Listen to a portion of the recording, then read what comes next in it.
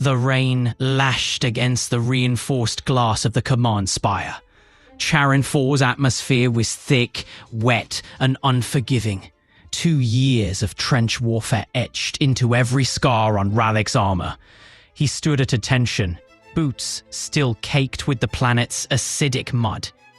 Behind a curved obsidian desk sat Admiral Valen Thross, his uniform pristine, his expression unreadable. The room smelled faintly of sterilized metal and old paper, a relic of a man who still clung to tradition. "Excellent work, Commander Ralik," Thross said, his tone measured and formal. "Charon IV is ours again. You've been a valuable instrument in helping the Federation defeat its foes." He tapped a data slate, then looked up. "I'm recommending that you be reinstated. Full command, even the Zephyr's Fang, if..." He let the word hang in the air like a blade suspended over Ralik's future. Then, leaning forward, he finished, "If you tell the Council that the humans were not the decisive factor in this victory, that the planet was already in the bag, that their involvement was peripheral." Ralik's eyes narrowed, but he said nothing. Thross's tone sharpened. "The United Earth Alliance is shoving its nose into matters it doesn't understand. Many on the Council want their rise curtailed." "Is that the condition?" Ralik asked quietly. His voice carried the weight of 2 years in the mud.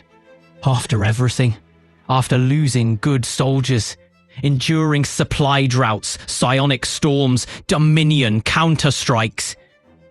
You and I both know we were losing this war." The Admiral's jaw tightened.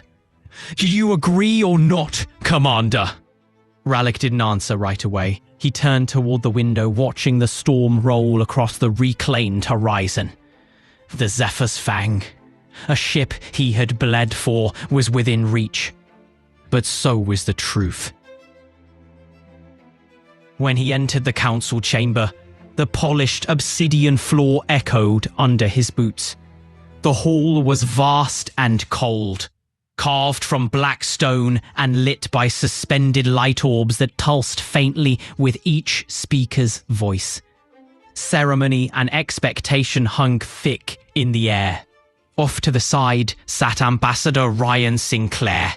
He had no placard, no seat at the tables of power, just presence. Ralik's eyes caught his briefly and lingered. Even the politicians looked like warriors, he thought. Sinclair's posture was relaxed but alert, his uniform crisp, his gaze sharp. There was no softness in him, no diplomatic veneer. Just the quiet intensity of someone who had seen the battlefield and never quite left it. It unsettled Ralik more than he expected. Not because Sinclair looked dangerous, but because he looked ready. "Commander Ralik," Councillor Vore intoned, his psionic voice echoing through every mind in the chamber. "You are to be commended. Charon IV is once again under Federation control. Your campaign was exemplary." Ralik bowed slightly, but his posture remained rigid. Councillor Falvor of the Vore Ascendancy leaned forward, his silver skin glinting in the orb light. "We believe you have something you wish to tell this council." Ralik let his gaze sweep across the assembly, the tall, glass-eyed Vore, the insectoid Threx with mandibles twitching, the amphibious Sulari, their translucent skin pulsing faint colors of emotion, the broad, scaled Karathi, their vents hissing faintly with each breath. Each species regarded him with their own flavor of expectation, some curious, some wary, some already braced for disappointment. "I was offered reinstatement," Ralik said at last. "My command, even the Zephyr's Fang, on one condition." He let the silence stretch. "That I tell you the humans were not the decisive factor in the liberation of Charon IV. that their involvement was incidental. A few councillors shifted uncomfortably.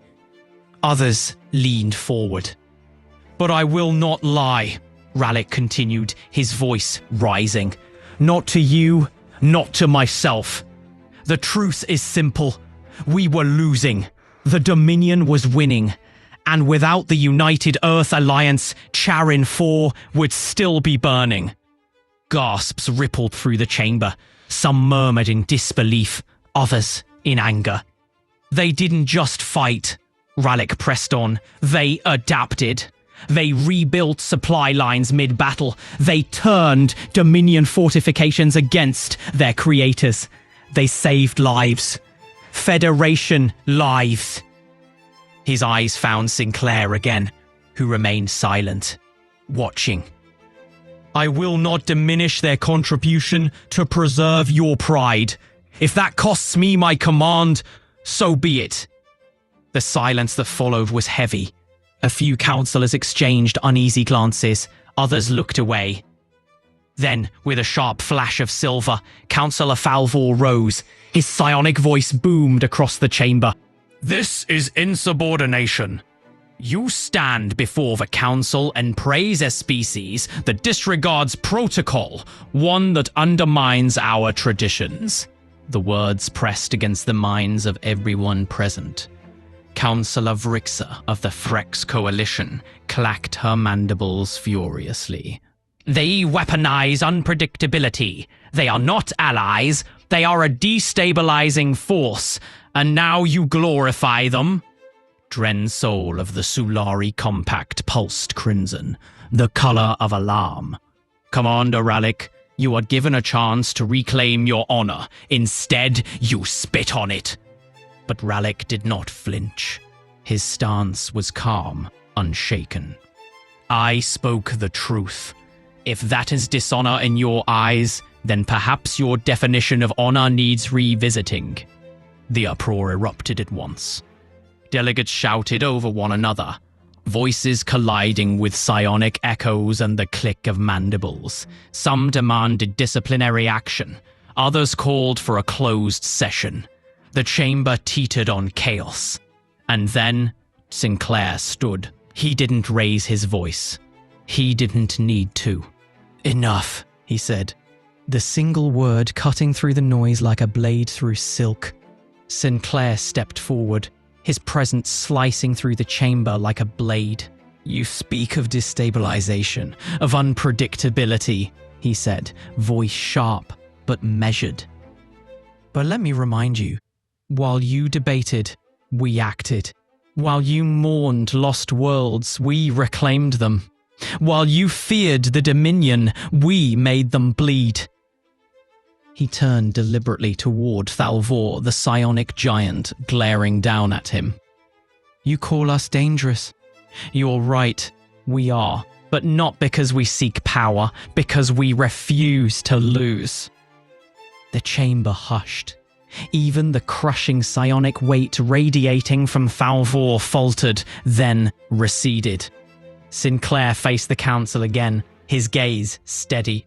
"Commander Ralik told you the truth. You can punish him for it, strip his command, bury his name, but it won't change the facts, and it won't stop what's coming." He swept the room with his eyes, meeting the gaze of each delegate one by one. "We will take the final 4 contested worlds. Then we will reclaim the 31 you lost. Whether you stand with us or behind us is your choice." Ralik watched him from across the chamber, something unfamiliar stirring deep in his chest. Not admiration, not loyalty, something heavier. Resolve. Sinclair pressed on, his tone calm but unyielding.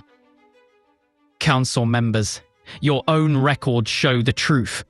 Over the last 4.5 centuries, you've lost ground, considerable ground.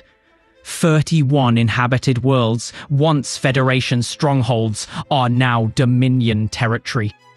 57 more stand contested, all of them inhabited by your people, all of them abandoned to your enemies." He let the silence hang before continuing. We stepped in. Not for conquest, not for glory, but because you were losing. And now, with our latest campaigns on Charin 4, Velmari's Reach, Tessarian and Korik's Spine, we've pushed back. 53 contested worlds reclaimed. The war has narrowed to just 4 remaining fronts. We will take them within 2 months. A ripple of unease swept through the chamber. After that, Sinclair said, leaning forward, we begin the reclamation of the 31 worlds you lost over the last 2,000 years. We will do in less than 1 year what you failed to do in 2 millennia. The room erupted into hushed arguments. Delegates whispered and debated, some nodding grimly, others pale with shock, a few teetering on the edge of panic. Sinclair raised his voice just enough to carry. 2 years ago, we handed you an Archlord, a living Dominion war strategist. What intelligence have you extracted? What breakthroughs have you shared? Nothing. Meanwhile, we tore apart their flagship. We gave you every byte of data, even fragments of the hull. And what did you give back? He paused, letting the weight of his accusation settle. Nothing. He stepped back, voice quieter now, but every word struck like a hammer. You were failing. You were dying. We didn't just save your worlds. We saved your future. A tall, silver-skinned figure rose, trembling with rage. Councillor Falvor's voice cracked like thunder. The Federation has stood for 10,000 years, when your kind were still rubbing sticks together in caves. Gasps filled the chamber. Sinclair didn't flinch. A faint smile touched his lips. That may be true, he said, but look where we are now. The silence was electric. Some councillors stared at him with respect, others with fear. A few with calculation, recognizing the balance of power shifting before their eyes. Then Falvor's psionic fury surged again. The Federation has endured for millennia, and you dare! Sinclair cut him off, his tone cold but steady. We surpassed you, and we proved it. We even cleared the bug threat. The same one you sealed away in Red Zone 4828. A threat you allowed to grow unchecked for 10,000 years. A problem you ignored until someone else cleaned it up. Councillor Vrixa of the Threx Coalition rose, mandibles clacking furiously. Red Zone 4828 was sealed for a reason. The bugs are unbeatable. This council does not believe your claims of eradication. Not in your timeline. To claim so many victories is laughable. Fabrication. Sinclair's expression hardened. He stepped into the chamber's center, his words carrying like steel. Are you telling me, Councillor, that after 2 years of us providing full tactical logs, biological samples, declassified combat reports, drone telemetry, hive breakdowns, genetic sequencing, even the remains of their queen caste, you still refuse to acknowledge our findings? Vrixa snapped back, bitter and defiant. We will not let you send us to our deaths. Sinclair's eyes narrowed. His voice dropped to a low, deliberate calm. If we wanted you dead, Councillor, he let the silence stretch, heavy and sharp. We wouldn't need the bugs to do it. The words detonated like a seismic charge. Silence swallowed the chamber. No one moved, no one breathed. Even the hum of the holoscreens seemed to die, leaving his words hanging in the air like a blade. Councillor Vrixa of the Threx Coalition recoiled, mandibles flaring wide. This is a threat, a declaration of dominance. You dare speak to this council as if we are prey. Her shrill tone couldn't mask the fear beneath it. Sinclair straightened, his voice rising with clarity. But we haven't harmed you. We fought your war, not ours. And in all this time, we haven't claimed a single contested world as our own.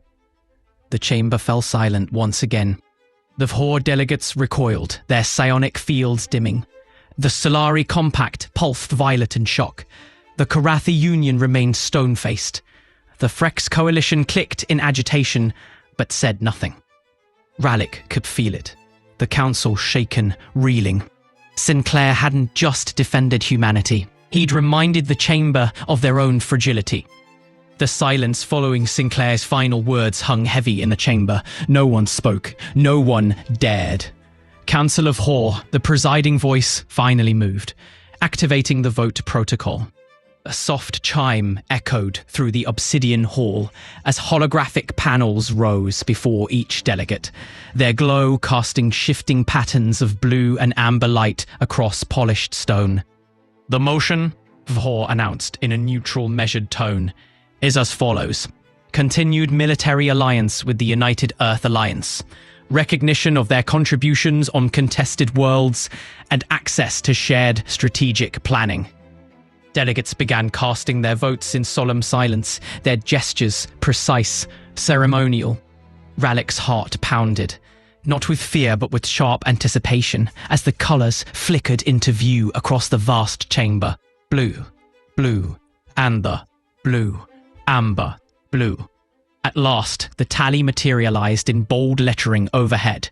Motion passed, 60% in favour, 40% opposed. The chamber erupted, not with cheers or celebration, but with chaos.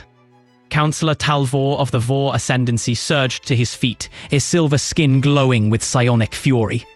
"This is madness," he thundered, his voice echoing unnaturally through the minds of every being present.